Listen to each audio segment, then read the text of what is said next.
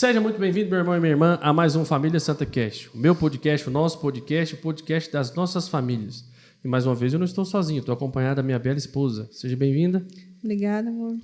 Boa noite a todos, que Deus os abençoe. Que alegria poder chegar até vocês com mais uma história, mais uma partilha de vida de uma família muito especial para nós, para a nossa comunidade.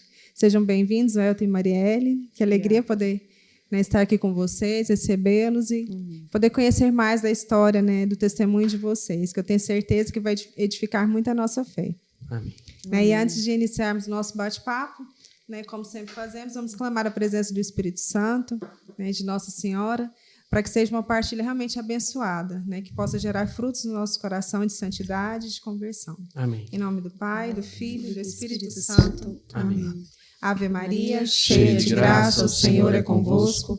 Bendita sois vós entre as mulheres, bendito é o fruto do vosso ventre, Jesus. Santa Maria, Mãe de Deus, rogai por nós, pecadores, agora e na hora de nossa morte. Amém. Sagrada Família, rogai por nós. São Luís e Santa Zélia, rogai por nós. Amém. Amém? Amém. Rapaz, então que alegria, a gente receber vocês aqui, Elton e Marielle, com certeza um casal de fé, um casal que tem um belo testemunho, e vai poder ajudar muitas famílias a entenderem a importância da gente poder estar numa comunidade, a gente poder viver esses momentos de fé. E antes da gente iniciar esse bate-papo aqui, com muita alegria, recebendo aqui o Elton e a Marielle, como a Paula falou mais uma vez, a gente não pode deixar de falar dos nossos apoiadores, aquelas pessoas que acreditam no nosso projeto, acreditam na nossa comunidade, falar do nosso irmão lá, do Fábio, da Pets Bulls. A Pets Bulls tem mais de 20 anos de mercado nessa linha de pet shop, gente. Lá vocês vão fazer de tudo pro seu animalzinho. Lá tem ração, tem veterinário, tem tudo que vocês precisarem, banho e tosa, para deixar o animalzinho bonitinho. E eles têm 3 unidades aqui em Goiânia, no Jardim Atlântico, no setor Coimbra e também no setor Marista. E aqui, como sempre, vai passar aqui na tela para vocês o Instagram e também o telefone deles. Siga eles lá, gente. Outros irmãos que nos apoiam também é o pessoal da Teixeira Brito Advogados Associados. Então, meu irmão, se você já ouviu falar de planejamento sucessório, holding, se você precisa de alguma forma proteger o seu patrimônio, siga eles aí nas redes sociais, entre em contato lá, manda um direct para eles, que vocês vão poder ter todas as soluções relacionadas a esses assuntos. Lá eles têm uma equipe preparada e pronta para atender vocês. Outros irmãos também que sempre nos apoiam, outro irmão é o Alaor, que está aqui na nossa produção, nosso irmão da comunidade, que ele trabalha com móveis planejados. Então, a empresa dele é a GVS Móveis. Tem mais de 6 anos de mercado. Então, tudo aquilo que você precisar, meu irmão, de móvel planejado, escritório, para sua clínica, para sua casa, entre em contato com o Alaor, vai aparecer na tela aí as redes sociais dele e também o telefone. Beleza? Então, vamos para o que interessa, Além de tudo, ouvir um pouco da história desses irmãos. Então, mais uma vez, com muita alegria, a gente recebe vocês aqui, Elton e Marielle. E para a gente começar esse bate-papo, conta um pouco da história de vocês, de onde vocês vieram, quem que é o Elton e Marielle, foram os meninos levados, não foi, como é que é? Fique à vontade, conte para nós, para a gente conhecer mais um pouco de vocês. Boa noite, Wesley, boa noite, Paula, boa noite a todos que nos acompanham pelas redes sociais e aí, pela internet. Então, vou começar, uma infância difícil, muito difícil. Eu já pequeno, eu e minha irmã, nós somos lá casal, meu pai e minha mãe, dos dois alcoólatras, então assim, uma infância muito complicada, em termos de, eu não tinha vínculo com meu pai nem minha mãe, encontrava eles à noite, meu pai saía para trabalhar e minha mãe, ela saía para E vocês ficavam com quem nessa época aí? Com ninguém, ficava sozinho? Quantos anos vocês tinham? Nós tínhamos 6 anos. E você lembra disso assim, muito, muito tranquilo? Lembro, muito tranquilo. Porque eu lembrava que não tinha, o almoço não era feito, a comida, a gente às vezes tinha lá em casa, mas não era feito. E meu pai, como ele trabalhava o dia inteiro, às vezes à noite, que ele trabalhava em churrascaria, ele não conseguia. E minha mãe, por causa do vício, não que ela era uma pessoa ruim. Ela saía para beber. Saía para beber. Então era muito difícil. Então, assim, a gente não tinha horário para tomar banho, para escovar os dentes. Não tinha muito aquela constância dos pais dentro da casa. Então, a gente ficava meio que de qualquer jeito lá. E aí, à noite, quando eles se encontravam, o bicho pegava. Aí era briga, era aqueles a gente corria para o quarto, né? Mas a gente ouvia e eles trocavam, né? Soco, tapa. Meu pai, pessoa muito ignorante, muito nervoso. E aí ele chegava em casa, as coisas não estavam feitas, ele quebrava, fazia a quebradeira dele e aí sobrava para todo mundo. Né? E a gente corria, a gente chorava. Né? Eu e minha irmã ficava às vezes a casa tinha 2 cômodos, a gente ficava num cômodo lá e fechava a porta, mas era como se diz, muito difícil pra gente. Quem que era mais velho, você ou sua irmã? Minha irmã. A diferença é muito pouca. É mais velha. 6 meses. 1 ano e 6 meses. Deles, eu acho. Entendi. Antes de você continuar então, aí, Marielle, vamos ouvir um pouco da sua infância. Gente, se prepare. O testemunho do Elton, da Marielle aqui, do Elton principalmente, da história de vida dele é fantástica. Então, né, vamos como diz o outro, permeando aqui num e no outro para a gente não terminar logo, porque o assunto é bom. Boa noite a todos, né? Então, minha infância foi uma infância tranquila. Eu nasci no interior, vivi no interior até uns 3 anos, né? Uhum. E aí a gente mudou, foi tranquilo, né? Depois acho que eu vim para Goiânia com 6 anos. Esse interior é aonde? Era Caxambu. Próximo de Cromínia. Você é quase vizinha do Bruno da Rosângela. Isso, interessante, Pequeno paraíso. Pequeno paraíso. Eu nasci mesmo em Piracanjuba, mas eu fui em Piracanjuba só para nascer, né? Minha mãe é ali do Caxambu de Cromínia, né? Foi criada ali toda a vida. Meu pai era de Goiânia, mas a família dele toda dali, né? Tanto que ele conheceu minha mãe visitando o tio que morava no Caxambu, né? Entendi. E é pertinho ali de Cromínia, bem pertinho. Uhum. E eu, sim, graças a Deus, tive uma infância bem tranquila, né? Meus pais sempre muito família. Então, assim, em vista de tudo que o Elton viveu, né? Não tem assim, foi o oposto mesmo.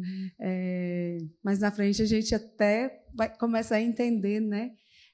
O porquê dessa relação, uniu, né? Porque Deus uniu, né? E sua família era uma família que desde sempre foi católica? Sempre católica. Pregou esses princípios para vocês? Sempre. Minha avó, ela é um exemplo, assim, que a gente segue, né? Que acorda 3 horas da manhã para rezar. Minha mãe também, sempre católica, sempre levou a gente à igreja. Fiz todos os processos, né? Batismo, batiza quando você nasce. Você viu o sacramento direitinho? Certinho, tudo bem certinho, né? Minha mãe sempre, assim, nos ensinou, né? Domingo, dia do Senhor, dia de ir para a igreja. Meu pai ainda tinha uma dificuldade, né? Nessa questão. Uhum. Então, assim, ele demorou um pouco mais para acompanhar. Eu falo, Santa Mônica rezou por Santo Agostinho? Santo Agostinho 30 anos. Minha mãe foi mais ou menos isso, uns 35 para o meu pai, né? E sempre um homem que teme, né, o Senhor, sempre andou, né, nos caminhos certos, mas ainda não tinha aquela vivência de igreja, né? Uhum. De ir à igreja, né? Entendi. Mas, graças a Deus, bom agora é diferente. Que benção. E agora vamos voltar aqui. Você falou lá, Elton, que, né, mais ou menos com 6 anos de idade, né, você vivia essa turbulência lá dentro da sua família, presenciava isso. E até quando você viveu isso diretamente, todo dia ali, participando e vendo essa turbulência na sua família? Ou não? Você cresceu desse jeito, foi? Ou isso durou um período? Como é que foi essa infância sua? O que você lembra da sua vida de infância mesmo, de brincar? Você teve isso? Como é que foi? Sim, Wesley, como, né, eu havia falado, cada dia que passava, minha mãe bebia mais. Né? E meu pai também começou a beber. E aí o que acontece? Ali por volta de 7 anos de idade, eu já estava mais grandinho, a minha mãe tinha bebido muito esse dia, mas muito mesmo. E aí a gente estava sem comer, estava em casa. E aí o que aconteceu? Meu pai chegou primeiro nesse dia, primeiro do que minha mãe. Uhum. E aí o que acontece? Ele viu que nada estava feito. E aí o que aconteceu? Ele falou pra gente que ele ia resolver aquela situação de uma vez por todas, né? Aquele jeito dele, barulheira lá na cozinha. E logo após um pouquinho minha mãe chegou. E eles começaram a brigar, começaram a discutir, a se atacarem. E eu corri de novo para esse quarto. E aí o que aconteceu? A minha mãe estava machucada, mas aí ela pegou a gente também e começou a bater na gente. Do nada? Foi. Aí eu acho que foi para ferir meu pai. Entendi. Eu assim, né? Eu tenho essa percepção hoje. E ela começou devido a ela ter apanhado, ela estava muito nervosa, ela começou a bater na gente. E ela me bateu no banheiro, né? E ali, quando ela foi me batendo, ela pegou a minha cabeça, bateu naquela borda do banheiro, meu nariz começou a sangrar. E aí ela também estava disposta a resolver também a situação com meu pai.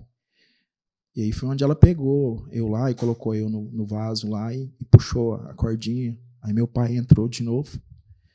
Eu caí, fiquei lá no chão, e aí ele começou a bater nela, né? E bateu muito nela, ela começou a sangrar também, que era o que eu via que estava pingando muito sangue. Tinha hora que eu não sabia se era meu, se era dela.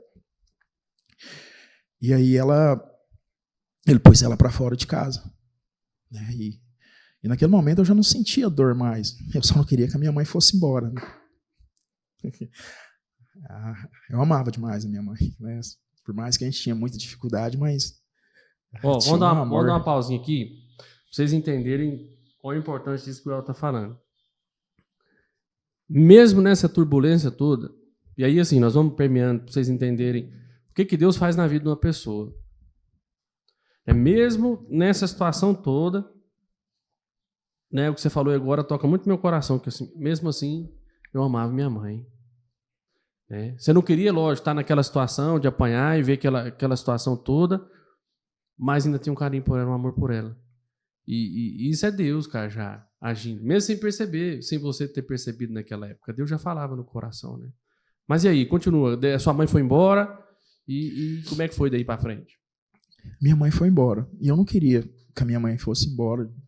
Por mais que a gente vivia uma situação difícil, mas eu tinha no meu coração que a minha mãe amava a gente. E ali ela estava naquela situação que ela não queria estar. E aí o que eu percebi? Eu falei, nossa, minha mãe vai embora, vai piorar as coisas. Porque eu também conheci o lado do meu pai agressivo. E sem a minha mãe lá, eu acho que a situação ia ficar pior. E aí o que aconteceu? Minha mãe pegou uma trouxinha, minha mãe tinha muita pouca coisa, e foi embora. E aí veio tudo o que estava na minha cabeça. Né? Eu falei, eu vou ficar sem ver minha mãe por um longo tempo. E aí quando as coisas acalmaram um pouquinho, eu falei, eu vou atrás da minha avó. E eu tinha uma caixinha de engraxate, naquela época a gente trabalhava já, eu sempre comecei a trabalhar com 7 anos mesmo. A vida era muito difícil pra gente e era o momento mais feliz da minha vida, era quando eu saía para trabalhar, porque a minha casa era muito barulhenta. Eu não gostava de ficar na minha casa. Ainda mais agora nesse período que a minha mãe tinha ido embora, que eu falei, eu tinha no meu coração que ela não ia voltar mais. Por isso que eu não queria que ela fosse. Quando você ia trabalhar, você falou aqui engraxar as coisas, sua irmã ficava sozinha, ou ela ia fazer outras coisas também? Não, minha irmã ficava sozinha. Às vezes minha irmã descia para minha avó, que foi o que aconteceu, né? Eu pus umas roupas na caixa de engraxate e falei, eu vou sair agora, mas eu vou lá na minha avó pedir para mim ficar lá. E aí vou contar toda a história para minha avó, com a minha mãe, né? Com meu pai, brigou e tudo. Que eu bati no portão lá, um portão marrom, o portão estava trancado. Aí minha avó falou assim, meu filho, a vovó não pode ficar com você, porque senão o vô separa dela. E aí para mim foi, eu falei, meu Deus. Né? E eu vi também que não era culpa da minha avó, meu avô era muito ignorante, pai do meu pai. E aí o portão trancado, e ela falou, olha, eu já tenho que ficar com a sua irmã, a gente não dá conta de ficar com vocês, porque minha irmã já tinha ido para lá. Eu falei, gente, eu voltar para casa agora. Como é que eu volto para casa? Mas mesmo assim, eu falei, vou ver, voltei mais tarde para casa. E eu sei que eu fiquei um tempo lá, logo meu pai. Minha mãe não voltou mais, meu pai arrumou outra pessoa. E aí começou um período de muita dificuldade, que essa outra pessoa que meu pai arrumou, ela escondia comida. E às vezes a gente tinha a coisa lá dentro de casa, mas a pessoa que, assim, não era aquela pessoa ruim também, não, mas é que não não era minha mãe. Não tinha essa, não E tinha eu essa não formação. consegui Né? ficar lá. Eu tinha que dar um jeitinho embora. Uhum. E aquela mesma situação que eu tinha, eu falei, não, eu vou embora. E aí, assim, passando, assim, resumindo, não fiquei em casa. Eu falei, vou embora. E foi onde eu comecei. Saí um dia, sei que aconteceu uma discussão comigo e com ela lá, e o bicho pegou e ela me pôs de joelho. Eu era um menino terrível. Não era um menino bom, não. Era Personalidade difícil também. difícil. Eu deixava a marca por onde eu passava. E às vezes marcas terríveis. Entendeu? Aquele trem de menino mesmo. Subia em árvore, armário. Se não tinha comida, eu procurava até achar e quebrava a casa inteira atrás de comida. Realmente eu era um menino muito difícil. Então, assim, eu tinha uma personalidade forte do meu pai e da minha mãe. E de noite, na hora de dormir, a saudade da minha mãe era, nossa, até hoje. E porque eu via, todo mundo tinha mãe, né? E eu guardei por muitos anos, eu pensei que a minha mãe tinha ido embora por minha causa, né? E aí veio outra pessoa no lugar da minha mãe, não foi fácil, né? Eu criei uma mágoa no meu coração muito grande e eu não suportava ver a pessoa lá na minha casa, na nossa casa, né? E nós passava por muitas situações difíceis. E nesse dia que ela colocou de castigo, ela me bateu muito. E ela falou, quando seu pai chegar, ele vai também, eu vou contar tudo para ele. E ela contava a versão dela. O menino de 7 anos, ele não tem muita versão, não. Ele vai entrar na taca mesmo. Meu pai, quando ele começava a bater na gente, ele não parava. Aí ela batia e a hora que ele chegava, batia de novo. Batia de novo. Enquanto eu não mijava na calça, não cagava, meu pai batia. Mas batia mesmo. Primeiro era com a mão, depois com o cinto. Pessoa maravilhosa, mas quando ele saía do cinto, não era ele que estava nele, não. E aí eu peguei e falei assim, não, hoje eu não vou apanhar, não. Ela mandou levar a marmita pro meu pai. Eu já articulei tudinho. Peguei a caixa de engraxate de novo, as roupas. Encheu de roupa. E fui levar essa marmita.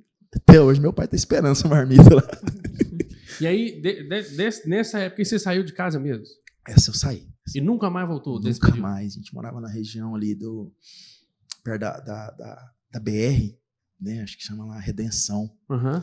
Lugar bom ali, posto, caminhoneiro, lugar ali, tudo acessível na época para você tomar banho. E aí eu peguei e falei, não, vou acelerar. E essa marmita foi a marmita que eu comi. Eu lembro que, assim, a marmita do meu pai era boa. E às vezes os trem que tinha na marmita do meu pai não tinha para nós comer. Eu não sei. Eu lembro disso como se fosse hoje. Criança, ela é bem atenta ao detalhe. Por que pôs para fulano e não pôs para... Não tinha para você. Então, assim, eu vi que ela também não gostava muito daquela situação. E eu falei, nossa, marmita boa. E a primeira noite na rua, assim, a questão do frio, de estar ali é tranquilo, mas a solidão. Você foi dormir aonde? Você lembra onde você dormiu? Nessa Lembro, noite? eu dormi num posto perto da BR-153. Né? Dormi sentado, a minha caixinha do lado, sentada, e outros meninos, né? Era comum, outros engraxados também que moravam na rua. Uhum. A gente já ficou um meio perto do outro.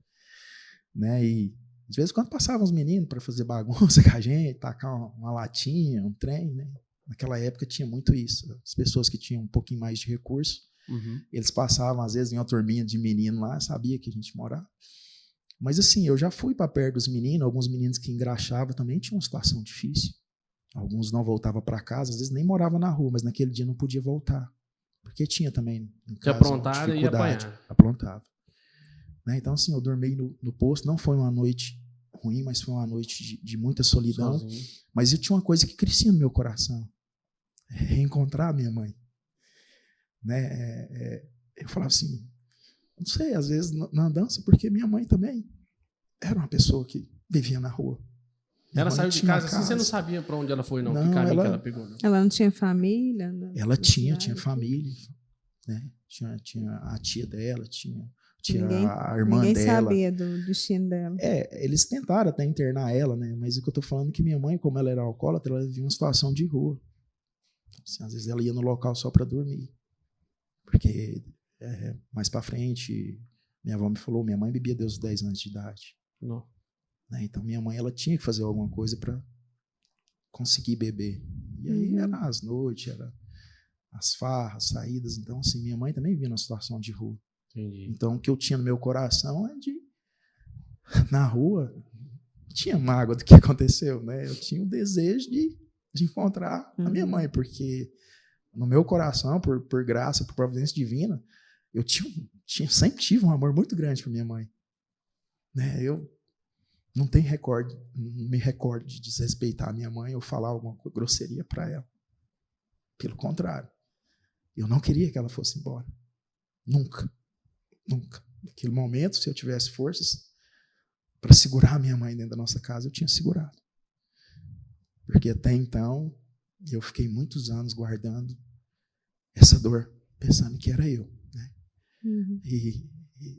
E quando aconteceu o episódio lá, eu não tinha mágoa, eu sabia que ela estava doente. Sabia que ela queria, mas não tinha força para amar. Mas eu ainda continuei a ficar ali na rua. E as noites foram passando, o trem foi ficando mais difícil. E seu pai não foi... Seu pai não foi atrás de você quando você saiu de casa? Não. Nunca foi? Ele nunca foi atrás de você? Não. Foi uma tia, né? Foi uma tia minha. Ela pegava, né? Ela conseguiu me resgatar. Depois de uns 3 meses morando na rua, ela conseguiu me levar para a casa dela. Eu também não conseguia adaptar lá. Eu fugia. E eu não entendia, né? Eu fugia. Quando eu chegava na Pinalta, os homens pegavam eu. Aí depois eu fui descobrir que o homem era desembargador, era rápido de acionar os homens. Eu falava, meu Deus. Os homens, você fala é polícia. Ué, eu descia do ônibus, porque eu era ligeiro, eu era rápido. Eu falava, gente, mas... Depois que eu fui descobrir que o homem também tinha uns contatos bons, eu saía do ônibus, os caras já estavam enquadrando, ou seja... juizados, as pessoas que ele tinha muito contato. Aí me levava de novo. Aí adiantava, eu era terrível. Lá tinha, né, muro... aquela época você fala aí na casa dessa tia. Aí eu fugi de novo. Eu já não conseguia já adaptar. Já estava horário de sono, rua, comer. Eu não conseguia. Eu não conseguia me sentar na mesa. Falou, você tem que tomar banho. Para mim é coisa do...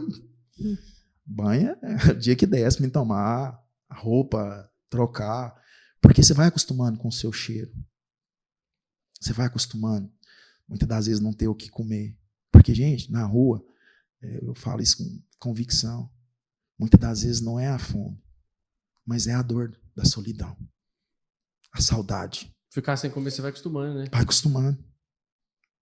Mas há um vazio na alma, uma dor mesmo na alma à noite, que é a dor de não estar ali. Mesmo que o lugar é o lugar mais difícil. Mas você queria estar ali. Então, para mim, eu não sei. Eu falei, eu vou resgatar isso. Eu não me sentia amado mais. Eu já não estava mais somando em ficar na rua ou ser encontrado. E eu não queria voltar para o meu pai, de maneira alguma. Naquele momento, eu não queria. Você tinha alguma noção, assim, nessa época, de Deus, por exemplo, que existia um Deus que cuidava da gente, que você podia, né, fazer um pedido, uma oração, por exemplo? Porque você falou que sempre o seu maior desejo era encontrar sua mãe. Eu queria encontrar minha mãe. Você lembra de ter alguns momentos de oração, sim ou não? Eu lembro da minha avó. Minha avó orava demais, né? Pessoa da personalidade, eu lembro que ela orava demais. Mas eu não consegui nessa época me abrir, não. Pelo contrário. Né? Eu tinha desgosto de família. Eu pensava que jamais eu ia ter uma família. Pensava que jamais eu iria, porque... eu estava muito machucado. Eu não tinha noção ali, uns 7 anos, que Deus tinha ou deixava de ter, se Deus ia fazer ou não ia. Eu tinha marcas, muitas marcas, mas assim, não só no corpo, mas na alma. E eram as que me faziam. Mas eu tinha esperança, porque eu tinha alguma coisa para resolver com a minha mãe. Eu precisava encontrar ela, olhar no olho dela, perguntar. Eu precisava. E esse encontro aconteceu? Aconteceu. Aconteceu na época que eu estava noivo da Marielle. Né? E eu precisava achar ela para falar que eu ia casar. E desse episódio da rua, antes de eu encontrar ela, eu fiquei 9 anos no colégio interno que eles colocaram. É isso que eu ia perguntar. Eu lá. Depois desse tempo, quanto tempo você ficou na rua, de fato, e depois... Fugiu tanto que eles cansaram de procurar, aí já trancou o celular. Levaram para o colégio interno. É um colégio, fica lá do lado do cemitério de Quem pôs você no colégio interno foi essa tia sua lá. Essa tia minha. Então, assim, eu já não aguentava. Aí lá começou o processo muito difícil. Né? Porque esse período que eu fiquei na rua foi quase 1 ano. Né? E lá aconteceu algumas coisas, no colégio interno também, muito difícil. Só que nesse colégio interno, uma vez no mês, a família podia visitar. Aí entra aquilo que você falou. Esses 9 anos que eu fiquei lá, meu pai nunca foi lá me visitar. A minha avó nunca foi lá. E ele sabia que você estava lá? Você tem essa informação? Sabia. Só que, para eles, estava tranquilo. Então, eles nunca foram lá. Esses 9 anos eu esperei lá. 9 anos. Eu lembro que as famílias jogavam um pano colorido na grama, a bolacha Mabel, o suco de saqui. Não queria muito, eu queria só que eles vissem. E lá é uma rua triste. Cemitério de Jardim das Palmeiras do lado. E uma rua grande, um asfalto. Você olhava para aquilo lá e não via. E assim, para mim era difícil, mas eu ainda tinha esperança. Passava um ano. E eu fui com muita dificuldade com o Natal, muita dificuldade com o meu aniversário, com o Ano Novo, com família. Foi crescendo isso no meu coração. E aí, quando ia chegando alguma data, eu ficava triste. Eu vi alguns amigos meus que moravam na rua que foi parar lá. 2 deles já não estão entre nós, suicidaram. Né? E aí foi entrando no meu coração que eu estava ficando igual a minha mãe, ou meu pai. E eu fui desgostando. Nessa época, no colégio interno, você tinha acesso a algum tipo de bebida, droga? Não? Ou lá era tudo proibido? Não tinha acesso à bebida. Nesse período da rua também, você não bebeu nada desse trem? Não, cheirava muita cola. Não. Cheirava muita cola. Mas bebida nunca foi? Tinha, não. Uhum. Mas lá na época que, como se diz, a droga nossa lá era a cola de sapateiro. Uhum. É aquela lá que dava uma aliviada, você ficava mais leve, mais solto. Matava a fome? Matava a fome, matava até a sede. Naquela época era. Aí no colégio interno, assim, eu tive muita dificuldade, só que assim, lá tinha outras famílias também que não iam visitar o menino lá. Você tinha colegas que também a família não ia. Isso. O bicho foi pegar mesmo, na hora que estava vencendo meu tempo, e eu já fui alistar, fui pro exército. Aí Você saiu de lá com 18? Foi, 17, né? 17 eu alistei, eu saía de lá andando, às vezes não tinha dinheiro para ônibus, ia lá pro Guanabara. Eu dormia lá perto daquela árvore lá, e um dia eles pegou eu dormindo lá, o comandante falou, não, pode entrar para dentro aí, eu vou pegar você. E eu falei que eu morava na rua, estava no colégio interno, não tinha lugar para morar, e a gente chama de laranjeira, né? Era isso que eu ia perguntar. Então você conheceu o exército por um comandante, foi lá e te viu? Foi. Eu tinha um hábito de dormir nos... Acho que até hoje eu sou bom para dormir no chão, né? Eu tinha um costume. Então não tinha dificuldade de dormir no chão, sem travesseiro, sem coberta, né? Eu dormia lá, como eu caminhava, então eu chegava lá, se era para chegar lá às 5 horas, eu chegava lá às 3. Aí tinha uma operação desse comandante lá, que era o comandante do 42 na época. Uhum. Pegou eu dormindo lá. Perguntou o que eu estava fazendo dormindo lá, eu falei, não, estou esperando para alistar. Eu até assustei, eu pensei que eu ia até ser preso, mas não, coisa boa. Aí ele pegou minha ficha, mandou fazer, eu já entrei para dentro. Foi onde começou um período muito difícil, que era um período de mexer com arma, né, ter uma disciplina. E aí eu já tinha aprendido muita coisa, porque eu saí do colégio interno comendo no bandejão, né, lá também era o bandejão, era o chá. Já estava mais ou menos treinado. Tava treinado. Só que assim, eu percebi que a missão não desfaz, é uma missão muito nobre, a missão do Exército. Né? E eu falei, nossa, aí eu falei assim, agora eu sou alguma coisa, né? Que do engraxado para o Exército, top, né? Não desfazendo, todo o trabalho ele é digno, né? Mas assim, eu me senti importante, mas mesmo assim tinha um vazio e não preenchia lá no Exército.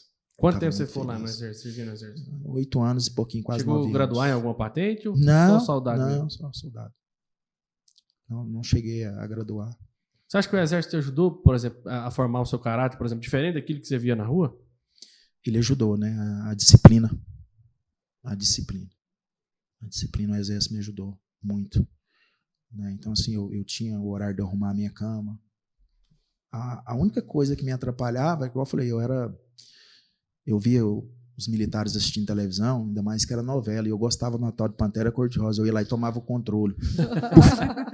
Colocava nessa Pantera, né? E aí ele os caras... encrenqueiro, né? Eu era encrenqueiro. Por que eu tô contando essa parte? Porque foi nessa encrenca que eu achei a minha bênção. Né? E aí tinha um primo dela que servia comigo lá. E eu tomava o controle e eles ficavam loucos. E ele podia vir 5, 6 em cima de mim que eu arrebentava. Você foi fortinho, né? Então.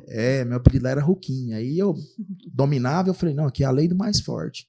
Ó, antes da gente continuar esse bate-papo, vamos depois partir para a Marielle aqui um pouco, já contou uma boa parte da sua história. Eu não quis cortar não, porque eu acho que é importante a gente entender isso, até para depois continuar o processo de conhecimento de vocês, para que as pessoas entendam, você que está nos vendo, entenda o que Deus pode fazer e fez na vida do eu. Né? Muita coisa boa. Né? E para a gente continuar, eu queria falar dos nossos anunciantes, mais uma vez, né? Aquelas pessoas que nos ajudam. Né? Enquanto isso, o Elton mais a Marielle vai bebendo uma aguinha aí, preparando o coração para mais testemunhos. E eu queria falar, né, da Cidinha Moda Modesta, né, a nossa irmã aqui da comunidade, né, que tem uma loja de roupas para você, mulher, que quer se vestir elegante, ficar bonita, linda, mas também, né, com uma postura dentro daquilo que Deus quer. Né? Hoje em dia a gente vê tantas mulheres se vestindo de qualquer jeito. A Cida tem lá uma loja que vai te vestir e te deixar lindona, né, com produtos bem bacanas, com preços interessantes. Então, siga aí a Cida nas redes sociais, né, vai aparecer aí na tela para vocês, o telefone dela também. Outro irmão que sempre nos ajuda é o Thiago Kenneth Clay, né, mentor de negócio. O Thiago, mais uma vez, ele é autor, né, do livro Trilha dos Milhões, né, fundador do Clube G55, do G1 Mentores. O Thiago, esse dia para trás, estava em Miami, aí ele vem para Goiânia. O Thiago, ele viaja assim para essas coisas igual nós vamos para o Guapó aqui, o Thiago vai para Miami. Mas é um irmão muito competente, se precisarem aí, né, da palestra, né, ajuda muitas pessoas, empresários, a entender o seu negócio, melhorar o potencial do seu negócio. Siga aí o Thiago. Se vocês precisarem dele aí, é só entrar em contato lá com a equipe dele. Outro irmão que nos ajuda também é o Igor Santarini. Ele tem uma empresa que chama Identidade Mais. A empresa dele é especialista em marketing digital, principalmente na questão de tráfego pago. Então, quer saber mais sobre tráfego pago, melhorar o engajamento das suas redes sociais, melhorar a visibilidade do seu site? identidademais.com.br. Vai aparecer na tela também. Entre lá, pegue o contato deles, né, que eles têm a solução aí para o seu negócio, tudo aquilo relacionado a marketing digital e também suas redes sociais. Beleza? Mariana, então, né, a gente ouviu muito da infância do Elton. Quando e em que momento vocês vieram para Goiânia? Vocês moravam no interior, ali pertinho de Cromínia. Como que foi essa transição de vocês, agora da sua família, né, para Goiânia? Então, e a gente foi morar em Imperatriz. Em vez de vir para Goiânia, foi para Imperatriz primeiro. Isso. Eu achei que vocês tinham vindo para cá. Não, a gente foi para Imperatriz, moramos lá 3 anos, né? Meu pai era caminhoneiro. E aí minha mãe engravidou da minha irmã mais nova. Aí ela falou com meu pai, né, vamos voltar que eu quero ficar com a minha família, né? Aí foi onde a gente veio. Aí ele conseguiu transferência do serviço dele para Goiânia, que tinha uma filial aqui. Aí a gente veio para Goiânia e, como se diz, né? Passamos, não saímos mais, né? Ele já viajava, né? Era caminhoneiro, mas não ficamos fixos aqui mesmo, né? E não precisou ficar viajando? Não, E vivi assim toda a vida aqui, aí como o Elton falou, né? No quartel ali, eu tinha um primo que, assim, a minha família, ela é muito unida. A família que eu falo, assim, a família da minha mãe, os irmãos, e a gente foi criado muito juntos, né? Então, eu tenho eles, os meus primos, assim, todos como irmãos. Fomos criados todo dia, até quando a gente veio morou na casa da minha tia, né? Algum tempo, até meu pai organizar tudo, então, assim, eram irmãos mesmo, né? E aí meu primo serviu o exército, E meu pai toda a vida gostou muito de futebol. Uhum. Então, assim, todo dia, se tivesse futebol, todo dia estava no futebol. E meus primos também, sempre, né? Gostavam muito de futebol. E meu pai, assim, ele é muito novo. Uhum. Então, eu tinha 16 para 17 anos, Uhum. então ele jogava com os meninos, tudo, né? Ele era, assim, bem atleta mesmo, né? E Era aí foi mais onde velho que eu que os conheci. meninos, mas corria igual os meninos. Melhor que os meninos, né? E foi onde que eu conheci a minha bênção aqui, né? Meu primo levava sempre os amigos para jogar bola, então todo fim de semana era vários times, né? Uhum. E aí eles organizavam, não, vou levar uns amigos. E aí, numa dessas, o Elton começou assim, a caminhar muito com meu primo, porque ele encontrou na família do meu primo o que ele nunca teve. Então, de repente, ele começou a quase morar lá na casa da minha tia, onde que meu primo morava, que meu primo também é do interior, né? Só que ele veio morar na casa de uma das nossas tias, irmã da minha mãe, aqui em Goiânia, para servir o exército e trabalhar, né? E aí o Elton começou assim, a estar bem presente, né? E eu peguei e falei com a prima, eu falei assim, nossa, aquele rapaz moreninho ali, né? Bonitinho, né? Bonitinho e tal, né? Sim. E aí começou, né? As conversas. E logo a gente começou a namorar, ele foi lá em casa, pediu pro meu pai. Pediu direitinho, arrumadinho? Pediu. Metia uma beca do exército lá e foi. O tanque foi de impressionar guerra, o sogrão, né? Não, impressionar não. Eu pedi uma água com açúcar. Falei, não é fácil, não. Vocês namoraram quanto tempo? 7 anos. Namorou bem, velho. Namorou 7 anos, foram 7 anos de luta, muita luta. Então isso que eu ia perguntar, foi um namoro tranquilo? Como é que foi? Não. Conta aí pra nós, como é que foi o namoro de vocês? Foi o meu primeiro namorado, né?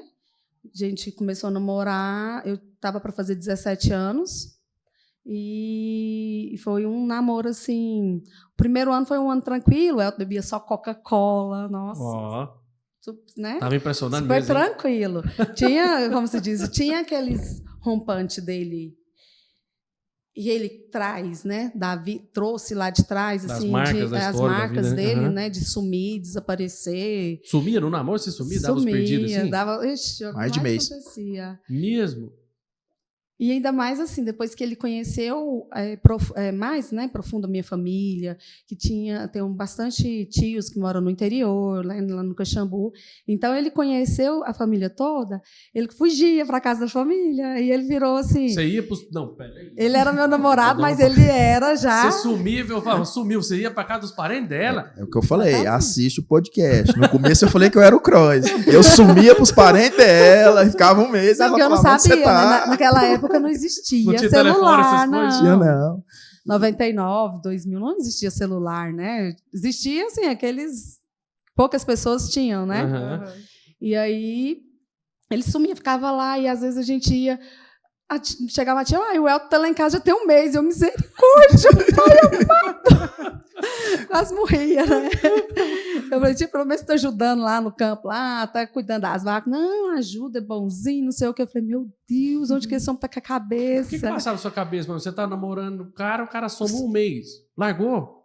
O que você pensava? Eu nem sei, assim, eu pedi tanto a Deus para tirar eu esquecer todo o sofrimento que eu passei com ele, que muita coisa, assim, eu não lembro, nem lembro direito. Por isso que eu falo, eu falei no início, né? Deus tinha um propósito na nossa vida, porque eu de uma família toda certinha, uma família conforme... Padrão, filho. Padrão, exatamente. Né? Fugiu a palavra aqui, o padrão, né? Então, assim, segundo que dá satisfação moldes, de tudo. Que pai e mãe tá ali sempre conversando, explicando, né? E aquela coisa toda. E ele de uma família totalmente diferente, né? Não tinha regras, não existia regras, não tinha quem obedecer, né? A gente tinha quem obedecer, tinha que pedir permissão para tudo, né? Então, o El até brinca, até hoje a gente ainda pede, né? O papai e a mamãe para vou viajar, né? Então, assim, toda vida teve essas regras, né?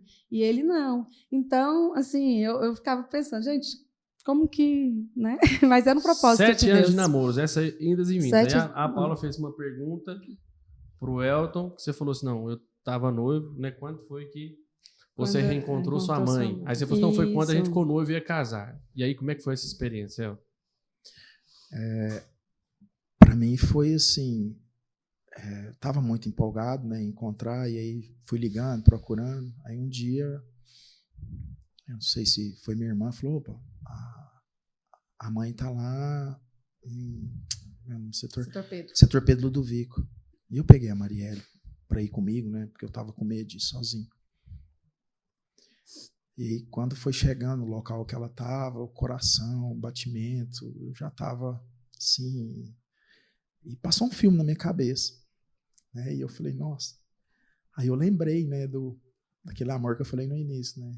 Nossa, tanta coisa para a gente viver, né? E eu tô noivo, né? E vou levar minha mãe para o meu casamento. E já fui colocando tudo. Aí que eu vi ela, né? Eu falei, mãe.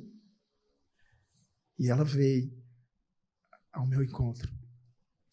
Daquele dia que que ela saiu da sua casa, a primeira vez que você tinha visto ela? Nesse tempo colégio todo? interno? Era. Sei, uns 10 anos, não fiz as contas, tinha muitos anos que eu não via ela. E que eu falei, ela tinha bebido aquele dia. Uhum. E aí ela falou para mim, né? Ela veio mais perto de mim e ela me deu um tapa no rosto, né? E falou para mim, né? Tá vendo o que você fez? E aí eu não dei conta de falar. Eu segurei a mão da Marielle forte, eu mexi as pernas, fiquei travado. E aí eu fiquei sem palavras. E aí vai passando um filme na minha cabeça, que eu não lembrava tanto coisa que eu tinha feito, porque eu não tinha vivido muito com ela. Tinha passado um período no colégio interno e outro período no quartel. Mas as coisas não tinham maturidade na época. E aquilo teve um peso muito grande na minha vida. Depois disso, você saiu de lá e foi embora? Saí, ela não foi no meu casamento. Eu também não quis. É porque eu não quis, aí eu já não dava conta de procurar. Ele tentou, né? Procurou algumas vezes, mas sempre mexia muito com o emocional. Por fim, uma dessas vezes, eu pedi para ele, falei assim, olha, tem que, né? Foi até uma vez que ele procurou ela e ela expulsou ele novamente e ele foi, bebeu muito, ele foi preso. Por ele estar ainda servindo no exército naquela época, o policial que prendeu ele, que ele estava dirigindo, né, alcoolizado, me ligou e pediu para que eu buscasse ele. E nesse dia, ela tinha pedido para ele não procurar mais ele.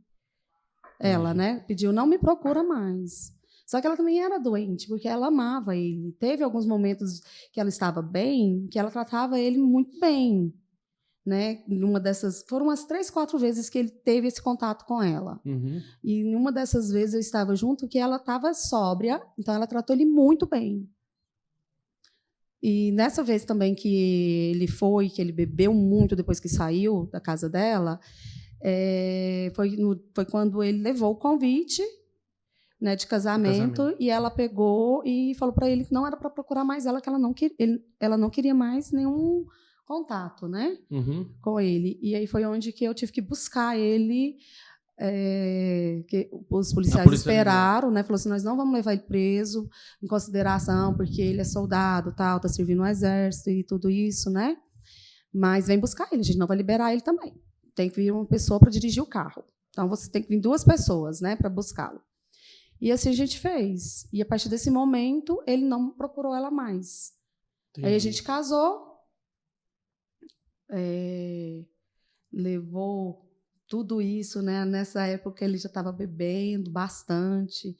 Porque aquele amor da criança acabou naquele momento.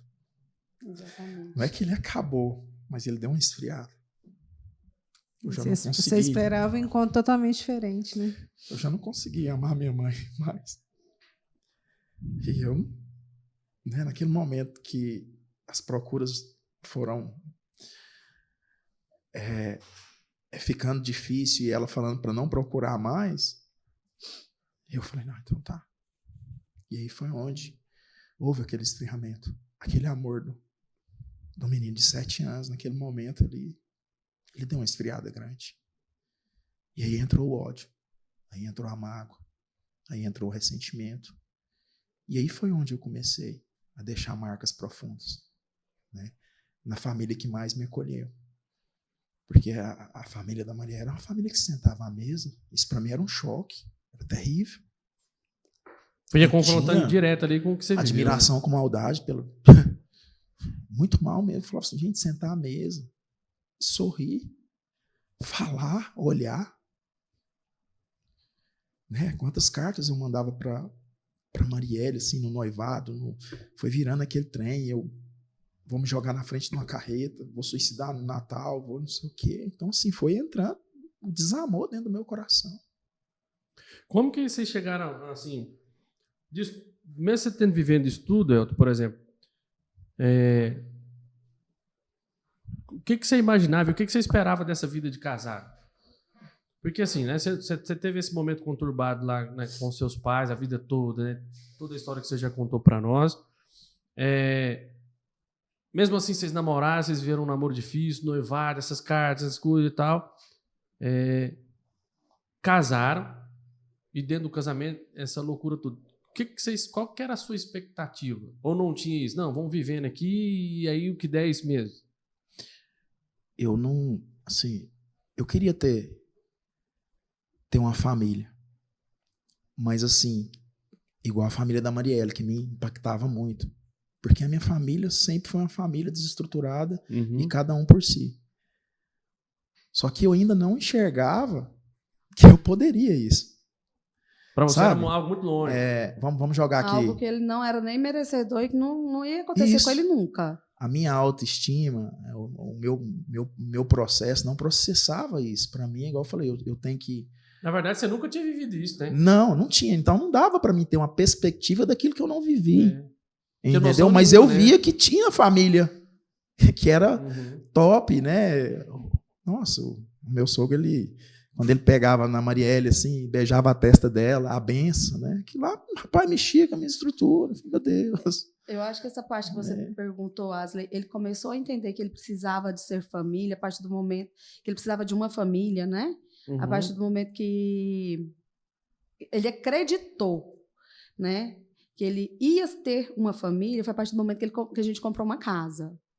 A gente morava no Veracruz, e aí ele saiu do exército, e aí com aquele acerto ali a gente juntou, eu falei pro meu pai, não, a gente queria comprar uma casa. Aí meu pai falou assim, olha, o dinheiro da festa de vocês, se vocês quiserem para comprar a casa, né, no lugar de fazer festa de casamento, que eu acho que seria mais viável, então vocês juntam tudo e dá para comprar a casa, né? Foi assim que a gente fez, né? Então, a partir do momento que a gente comprou a casa, ele deu uma...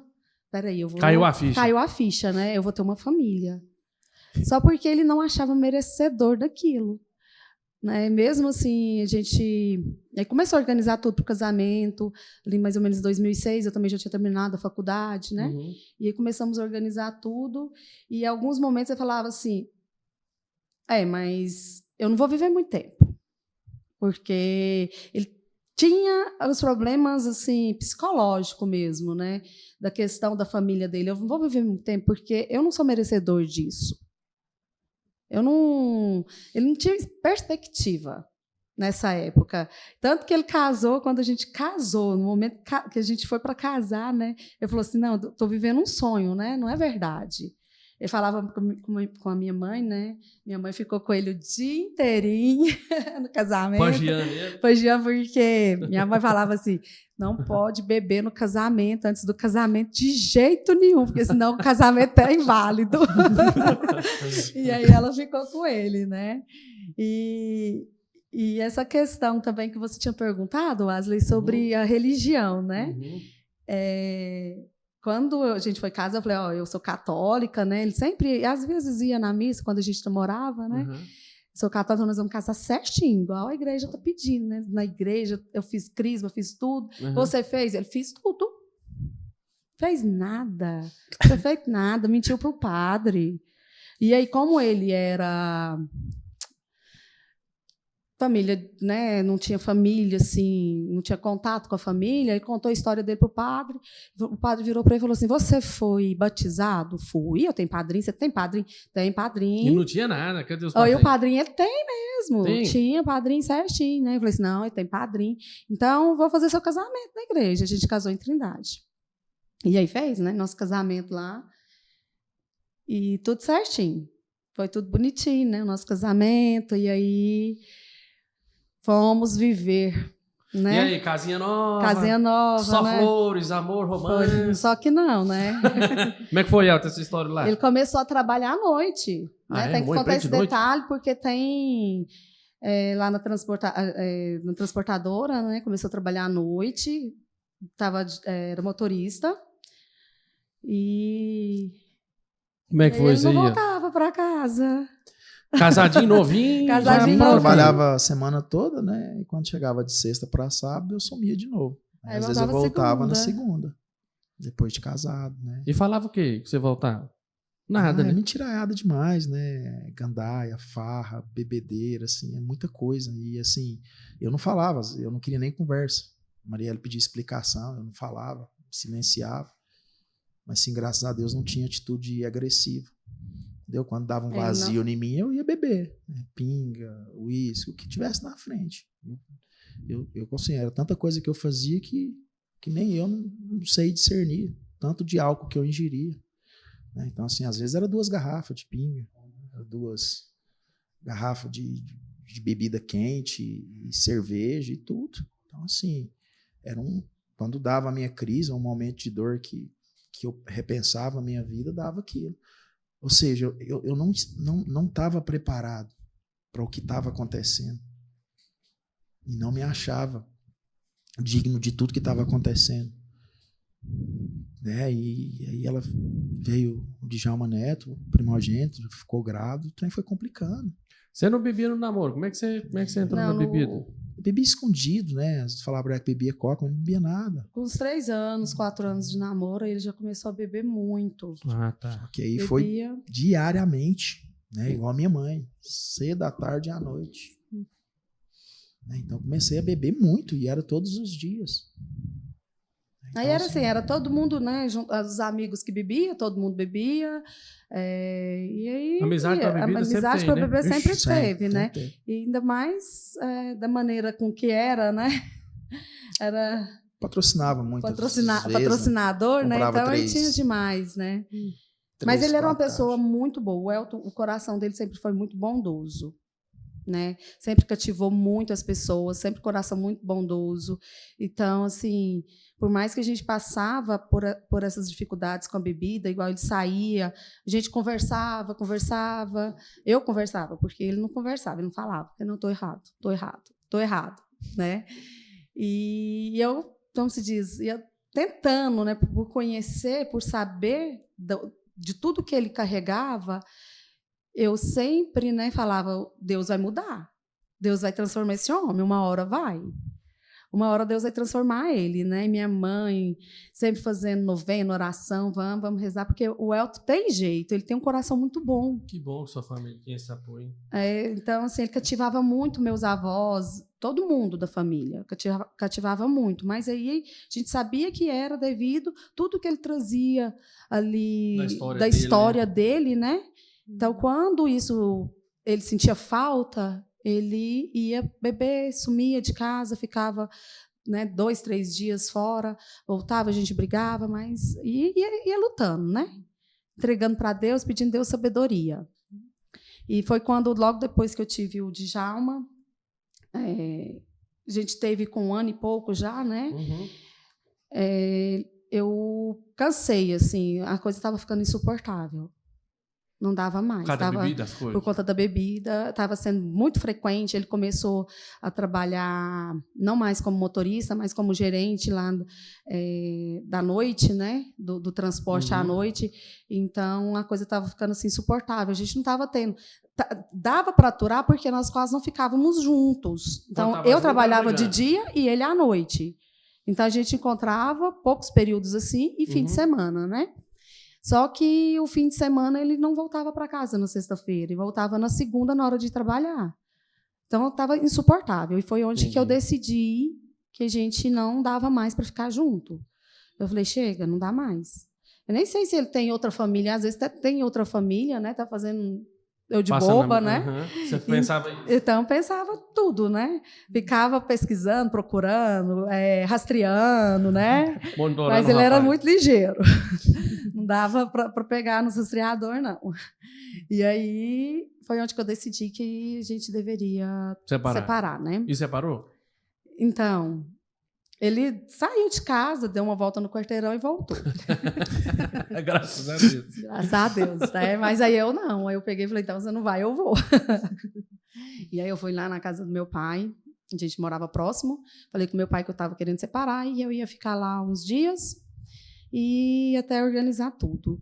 E nisso, a minha mãe sempre, né, ouvindo rádio e tal, e eu decididíssima separar.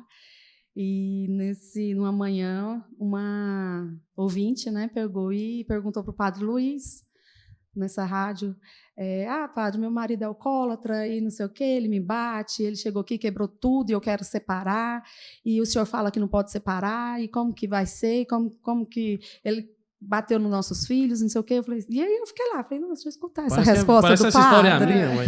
Pai, ele não me bateu, nunca me triscou a mão em mim, não, mas o resto tá dando tudo certo. Tô fazendo igualzinho, né? E aí o padre pegou e falou que ele era uma pessoa doente, que tinha que buscar tratamento, né? E foi dando aquela orientação. Eu falei, esse padre é louco, gente. Ele é doido, eu vou lá conhecer ele, eu vou conversar com ele. E eu até falei para minha mãe, falei, mãe, a senhora quer saber de uma coisa? Se eu casei na igreja, eu vou separar na igreja. Eu vou lá procurar esse padre. Minha mãe, vamos mesmo, minha filha. Vamos, te dou todo apoio. Minha mãe, né? Sábia demais, né? Vamos, meu mãe, então tá. Fui. Eu trabalhava à tarde nessa época. Cheguei no serviço, coloquei lá, né, Padre Luiz, lugar que ele estava, né, e Sagrada Família. Eu já fui nessa igreja uma vez. Vou lá. Aí fui, era uma missa de cura e libertação, cura e interior, né? As missas lotadas? Lotada, daquele tanto, cheia demais da conta. Quando eu cheguei lá com a minha mãe, meu cabelo fez assim, arrepiou. Eu falei, meu Deus, que lugar é esse? Eu falo, na hora que eu entrei, que eu saí ali, que eu entrei na porta, eu senti no céu. Alguma coisa aconteceu. Amém. E a gente subiu, lotado, custou achar um lugar lá no mezanino. E aquele momento de louvor. E eu peguei, sentei, já comecei a desabei ali. Eu acho que ali foi o meu primeiro encontro verdadeiro pessoal, assim, com a presença de Deus, com o Espírito Santo, foi ali. E aí fiquei, né, escutando as pregações. E em um certo momento ele fez oração para a família, para o casal. Eu falei, Senhor, mas eu não quero mais, eu não amo. Eu não amo mais, eu não quero mais. Eu quero separar, né? Eu ali na minha oração com Deus, convencida, já, né? E eu não quero mais isso aqui. E Deus foi o tempo todo. Né, falando comigo que eu precisava de lutar pela minha família. Eu não podia desistir. E foi tudo que vinha assim, na minha cabeça, o padre ia falando. E eu falei assim, gente, tem alguma coisa errada, tem alguma coisa errada. E aí foi onde que eu saí dali, nesse dia, decidida a não só lutar pela minha família, mas lutar, não só não separar, mas lutar pela minha família e ter uma vida diferente, uma vida voltada mesmo para Deus. Porque até então era assim, ele bebia, eu bebia também. Ele ia para a farra, eu ia também, né? Então, assim... Então você já estava entrando na marafunda ali também, como diz a Flávia. Quase. Quase, mas porque eu era mais assim, né? Você era mais suave um pouco. Eu tinha mais temor, né? Eu não era pistosa igual eu. Pegava mais leve. Mas chamava as primas, vamos, né? Então, assim... Como ele saía muito com meu cunhado, eu chamava minha irmã, então vamos também, vamos para um bar aí. Cada um ia pra um A gente lado. chegava lá, chorava só, mas pelo menos eu estava achando que a gente estava fazendo coisa errada também, né? Então, na nossa cabeça era o importante. E ali eu comecei a ter uma vida com Cristo. Foi a decisão, eu saí dali flutuando, e foi a decisão que eu queria uma vida diferente. E em que momento essa decisão sua, você conseguiu convencer o Elton, explicou isso para ele? Sim. E de que maneira ele foi impactado, por exemplo, vocês chegarem depois na comunidade? Então, ali eu saí dali e falei para ele, né, de tudo que a gente viveu, que a gente precisava de buscar Deus. Ele falou assim, não, eu quero buscar Deus só porque, resumindo, né, ele, como ele tinha muitas amizades, ele começou a frequentar várias igrejas para ver onde que ele se adaptava. E ali a gente já foi cortando aquele vínculo, aquelas amizades tóxicas, já foi cortando todas, né? Então foi radical mesmo. E ele começou com alguns amigos, ele visitou algumas igrejas e acabou que ele não quis ficar comigo na Igreja Católica porque existia toda uma cultura que foi plantada na cabeça dele, da Igreja Católica, Entendi. né? E aí ele foi para a Igreja Presbiteriana, onde ele foi muito acolhido, aprendeu muito, né, de Deus também. Só que na minha cabeça isso não era certo. Então eu falava assim, Deus, isso foi em torno assim 2011, quando eu tive esse encontro com Deus, que a gente começou a mudar. E ele, em 2012, ele já estava inserido na igreja, né? Mas ele ia na igreja evangélica. Só que eu falava assim, Senhor, eu nasci num berço católico, eu toda a vida aqui, porque agora, né, depois de casada, agora que a gente quer uma vida diferente, vai ter que ser dessa forma, ele lá, eu aqui. Porque não passava na minha cabeça jamais ir para a igreja presbiteriana, né, para a igreja evangélica. Não passava, isso não existia na minha cabeça. E muitas pessoas falavam que eu teria que ter essa sabedoria, que eu teria que ir junto com meu esposo, mas como foi criada uma cultura na cabeça dele da igreja católica, na minha também foi, né? Então eu não aceitava de forma alguma ir para outra igreja. E a minha avó, muito católica, então minha avó também, né, me ajudava muito nessa parte assim de oração pelo Elton, pela minha família, né? E eu pedia muito a Deus que eu queria estar na igreja, mas com meu esposo. Quanto tempo, Elton, você ficou na igreja presbiteriana? 3 anos e pouco. E como que foi a sua decisão, por exemplo, de vir para a igreja católica? Foi após... Foi assim, depois que, na verdade, eu estava na presbiteriana e de vez em quando eu ia. Na missa? Na missa, depois a gente chamava do culto, né? Eu ia para a missa. Mas assim, eu dei muito trabalho para Marielle, né? Eu ainda não, o meu coração não era aberto a ir para a igreja. Então assim, eu escondia as imagens, os terços dela. Depois que você converteu, isso, você... um fanatismo. Eu falo que era até um fanatismo religioso da minha parte, que assim, eu não entrava na minha cabeça, eu não aceitava a religião. Né? Então, assim, para mim, tinha muita dificuldade. E assim, a Marielle contou que eu fui para a presbiteriana, eu fui, assim, muito porque eu tinha amizade que era de lá. Né? Eu lembro que a última vez que eu bebi, em 2011 mesmo, não sei, eu cheguei como se diz, ao fundo do poço mesmo com a bebida.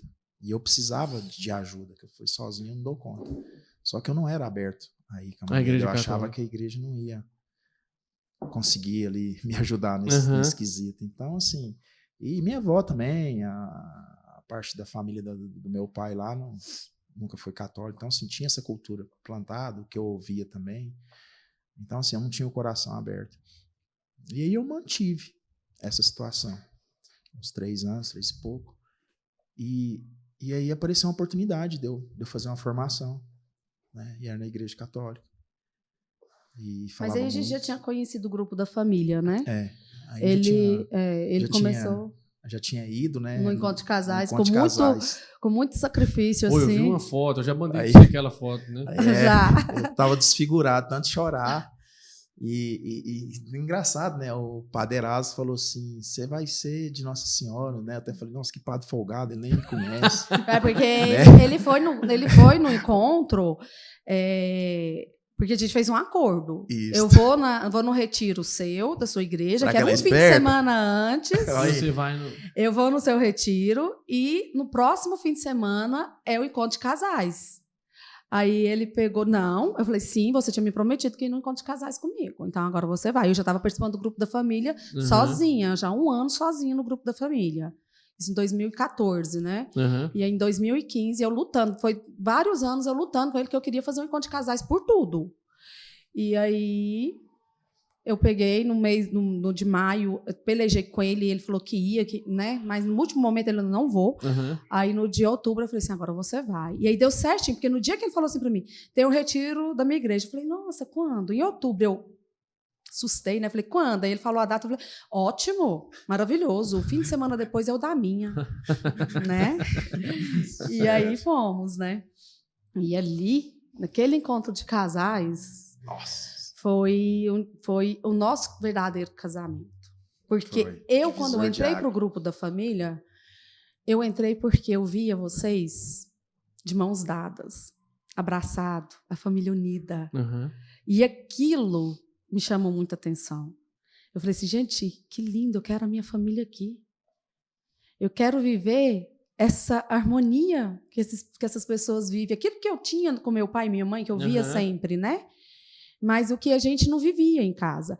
Então, eu olhava assim para aquelas famílias, aquele tanto de menino e aquela coisa, e eu falava assim, gente, eu quero isso aqui para mim. Quero essa loucura também, maravilhosa. E aí eu comecei a desejar isso, né? Ter essa família dessa forma. E aí foi onde que a gente foi pro encontro de casais e conseguimos nos perdoar. Porque, na realidade, ainda tinha muita coisa para ser perdoada. Muitas feridas estavam abertas, muitas. Eu não confiava no Elton. Eu falava uma coisa para mim, eu vou no supermercado comprar alguma coisa, pronto, ele não vai voltar. Eu não confiava ainda nele. Então, faltava muita confiança, porque ela tinha sido quebrada. A confiança quebrada é difícil. Né? É só no perdão mesmo. Então, foi ali que a gente conseguiu verdadeiramente se perdoar. Tanto que as nossas fotos, se pegar ali tudo, a gente estava chorando o tempo todo, porque foi um momento de muito perdão, de muita cura. Né? Foi no encontro. E foi o processo que, naquele encontro, eu falei para Deus, né? Falei, Deus, eu quero amar minha mãe de novo. Aquele amor que eu tinha perdido, né? E ali eu comecei a resgatar, né? Porque o amor, ele não morre, ele não se perde. Ele precisava ser regrado. Cultivado. Novamente. E aí, naquele momento do encontro lá, eu fui lavando, né, tudo aquilo que estava escondido no meu coração. Aquele momento de oração, todas as de cura, misérias, né? Aqueles momentos de cura, né? Dos lava-pés, tudo assim, nossa. Foi muita cura. Foi. Não, eu falando pra você, eu fui o cara mais curado. E eu falei assim, nossa, eu quero ser família, quero organizar. E falei assim, eu vou dar um jeito de ser igual a esses casais. Né? E brotou no meu coração, né, ser família. E ser família ali você santa, entendeu mesmo? Ali eu entendi o meu propósito. É claro que ia ser uma caminhada, né, que às vezes não é uma caminhada que eu estava ali disposto a realizar igual eu estava andando para lá, para cá, não. Eu queria andar no caminho em que a minha família estivesse tudo junto. E eu falei assim, Senhor, eu quero essa graça. Eu só não sabia como. Entendi. Mas eu não queria caminhar igual eu estava caminhando. Um lá, outro cá. Qualquer momento, o trem ia complicar de novo. E ali, né, eu percebi que no encontro de casais, aquele amor do El de 7 anos de idade foi aflorado. De novo. Floresceu. Então, assim, por isso que eu estava bem desfigurado. Aí só teve o episódio do padre mesmo, que ele até perguntou, gostou do encontro? Eu falei, não, padre. O encontro foi ele já consagrou o El da Nossa demais. Senhora lá no encontro. Ele pegou o Santíssimo e falou assim, 5 anos esse aqui vai ser de Nossa Senhora. Amém. Foi, ele me chamou lá na frente, né? Padre Erasmo, um abraço, um beijo. Tem muitos anos que eu já sirvo com ele como ministro também. Né? Hoje nós somos amigos, né? Filhos, sou filho dele, assim, mas me ajuda demais. Mas, assim, era um momento que eu precisava viver naquele encontro. Né? Para mim foi o divisor de água, como a Marielle falou. Foi ali que a nossa família começou a ser família. Amém, que bem assim. Você encontrou sua mãe de novo, depois desse período? Não. Assim, né? Encontrei ela, mas numa situação já nas últimas, né? Terminal já. Encontrei, a minha irmã me ligou, falou que ela estava no hospital e ela... Foi bem na época do processo dele, que ele estava na igreja presbiteriana ainda, que estava meio assim... Nessa transição. Na transição. Foi bem na época, aí a gente já encontrou ela, mas não teve mais tempo de conversar nada. Conversar. Cheguei no hospital, eu dei benção para ela, ali assim, ela só virou a cabecinha para o lado, começou a sair uma secreção. E logo veio os médicos, enfermeiras, já entubaram ela, né? Eu só dei benção, né? Falei para ela que eu tinha uma família, que agora eu estava tranquilo, que tinha uma casa, que minha família estava tudo caminhado e que a gente ia caminhar junto. Eu lembro dessas palavras e eu dei a benção, peguei na mãozinha dela. Ela estava serena, sabe? Eu tinha tantos planos e estava nesse momento meu de família e eu queria resgatar a minha, né? Então, assim, meu coração estava assim, nossa, tá tudo maravilhoso. No que eu dei o benção para ela ali, eles entubaram ela, correram. Aí eu contei pro médico que eu estava muitos anos sem ver ela, que eu estava no processo e que eu queria passar aquele período com ela lá até ela sair. O médico falou, não, você pode ficar aqui, meu filho. E foi 1 dia, 2, 3, e lá eu contei tudo, rasguei meu coração. Falei, olha, a senhora tem netos da senhora é assim, a Marielle, a família da Marielle é uma bênção, a senhora vê minha sogra. Porque quantas vezes eu liguei para minha sogra e falei, minha sogra, deixa eu ir te dar um abraço, eu estou com muita saudade da minha mãe. Eu contei tudo da minha mãe, tudo que eu tinha passado, e que eu só queria amar ela, e que eu tinha encontrado o amor que é Jesus, que eu tinha encontrado Nossa Senhora.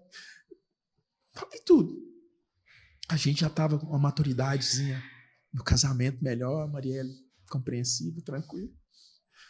Não sei se foi no 6º ou no 7º dia, eu tive que ir em casa, descansar, tomar um banho. Quando eu cheguei em casa, o telefone tocou. Eles falaram que precisaram conversar comigo. E eu voltei. Quando eu voltei, eles me deram a notícia que ela tinha ido. Morrido. E eu respirei. Era um momento difícil. Não quis levar os meninos lá no enterro, todo o processo. Minha irmã já passou um pouco mais de dificuldade. Comecei a rezar, a clamar, pedir o Espírito Santo. E entreguei a minha mãe aquele momento, né? Aquele amor, aquela coisa, eu tinha resgatado. Estava tranquilo. Deus é tão perfeito, você vê, né? É comovente a história, né? Pra gente ver assim. Mas Deus permitiu que você ficasse aquele tempo, mesmo sem ela tendo a consciência dela, mas ali, o que eu vejo de toda a sua história hoje, por te conhecer, né, e ver esse homem que Deus fez você se transformar, um homem de Deus, um homem que pega no arado mesmo e mete o peito e ajuda muito a comunidade com tudo. Deus permitiu aquilo justamente para que você fosse curado na totalidade, tudo aquilo que você viveu. Mas porque Deus precisava fazer mais em você do que nela naquela hora. E Deus quer fazer na vida de todo mundo. A gente é porque não dá abertura para ele. Verdade, com certeza. E aí a gente já caminhando para a parte final, eu queria que você falasse, Marielle também, se você pudesse deixar uma mensagem para as pessoas, por exemplo, né, vários irmãos estão nos assistindo, várias famílias talvez passando por situações como a sua, às vezes até pior, né, e que estão sem uma direção, né? O que você pode falar para essas famílias, para esses homens, né, deixar essa mensagem para esses irmãos agora aí?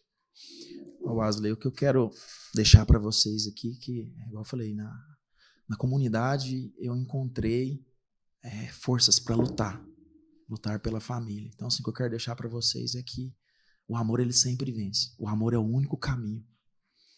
E é amando esse Jesus, com a intercessão de Nossa Senhora, que eu tenho todos os dias, isso é cotidiano, tenho cuidado da minha família, dos meus filhos. Hoje eu sou família. Temos 4 filhos. E eu não tenho dificuldade hoje de dar banho, de fazer comida, de abraçar, de olhar no olho da Marielle e falar que a amo. Eu não tenho dificuldade de ser família. E com a comunidade, cada dia mais eu estou aprendendo a amar. Então o amor, ele é o único caminho. Amém. E amor é Jesus. Depois que Jesus ali me encontrou, laçou, me mostrou, acabou, né? Agradeço muito a comunidade, a todos vocês, porque cada um me acolheu de uma forma. Eu consegui amar porque eu fui amado. Amém. Aquilo que eu não tive lá com a minha família, Deus restituiu tudinho. Hoje eu sou o homem mais feliz do mundo. Amém. Acabou aquele complexo de inferioridade, acabou aquela tristeza. Hoje a alegria que eu tenho é de ser comunidade, família santa.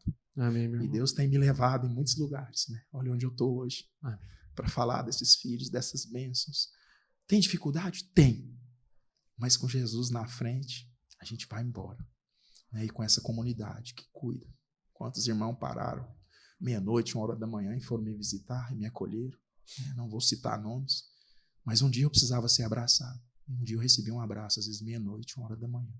Então Amém. vale a pena ser comunidade. Muito obrigado pela oportunidade. Amém. Glória a Deus. Vale a pena buscar Deus, né? Muito. Porque foi nessa busca que a minha família foi restaurada. Então, eu vejo que com Deus tudo dá certo. Né? Não tem nada que seja impossível para Deus. Amém. E foi pensando dessa forma, né, que nada é impossível para Deus, que eu lutei pela minha família e acredito que tem muitos que estão passando até coisas, né, piores do que a gente passou, porque a gente acompanha hoje casais, nós somos do Ministério de Pastoreio, então a gente acompanha casais, né, e a gente vê que tem famílias que estão num processo assim, até mais difícil do que nós enfrentamos. E o que eu sempre falo, com Deus nada é impossível. Então, a mensagem que eu quero deixar é para não desistir das famílias. Para que você não desista da sua família. Porque para Deus não tem nada impossível. Glória, hein? Então, meus irmãos, que bênção, né? Esse episódio de hoje, esse podcast tão maravilhoso. Poder escutar, né, esse testemunho, né, do Elton, da Marielle, né, tudo aquilo que eles enfrentaram, mas na certeza do que a Marielle falou. Para Deus, nada é impossível. Se você está vivendo uma situação impossível, né, na sua vida, creia. Deus pode todas as coisas. Né? Quer ter sua família restaurada? Quer ajuda? Vem para cá. Né? Amém. Vem se juntar a nós, né, Elton? Verdade. Nós estamos aqui de braços abertos para te acolher. Assim como um dia o Elton foi abraçado, né, foi acolhido por essa comunidade, nós estamos aqui para acolher você, meu irmão e minha irmã. Né? E é com muita alegria, né, com muita satisfação no nosso coração, né, que a gente, né, faz isso aqui, traz esses irmãos abençoados para que eles experimentem também, né, dessa graça, né, e dessa maravilha que um dia você pôde receber, né, e a Marielle também. Amém? Então, meus irmãos, Deus abençoe cada um de vocês, né, e com a graça de Deus, no próximo episódio, a gente está todo mundo junto para acolher você com muita alegria.